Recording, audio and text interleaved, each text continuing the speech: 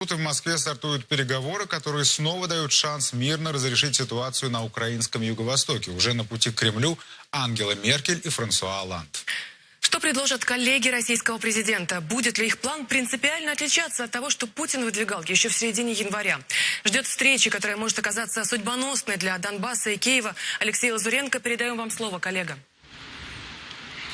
Да, коллеги, действительно, примерно в 6 часов вечера в правительственном аэропорту Внуково-2 сел самолет Ангелы Меркель. Еще через несколько минут туда же прилетел Франсуа Олланд. И вот теперь в эти минуты кортежи действительно движутся в сторону Кремля, приближаются уже к нему. А здесь их ждет Владимир Путин, который ради встречи отменил все запланированные на сегодня у него мероприятия. В службе протоколов обоих гостей говорили о том, что ночевать в Москве они не планируют. Ну а вот то, сколько продлится их встреча с Владимиром Путиным, сейчас, по-моему, загадывать, конечно, не будет никто.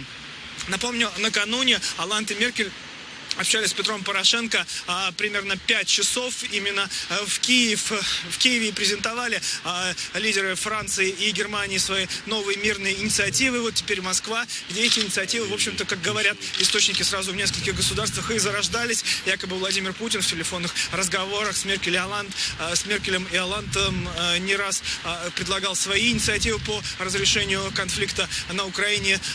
Лидеры Европы дополнили их своим видением и вот повезли сначала в Киев и теперь в Москву. Такая вот челночная дипломатия. Но в чем заключены эти инициативы, до сих пор доподлинно неизвестно. Накануне в Киеве Меркель и Олланд отказались от общения с прессой. Вот теперь журналисты всего мира гадают скорее. И вот кто-то пишет о том, что в их арсенале сразу несколько мер, которые позволят перевести украинский кризис вот в такой некий замороженный конфликт по типу Приднестровского. Якобы говорят о том, что в Киеве вчера поднимался вопрос о введении миротворческого контингента на Донбасс. Но вот позиции Москвы остаются прежними. Сейчас первостепенно прекратить огонь, определиться с линией разграничения, отвести от нее тяжелую артиллерию, которая бомбит мирные районы.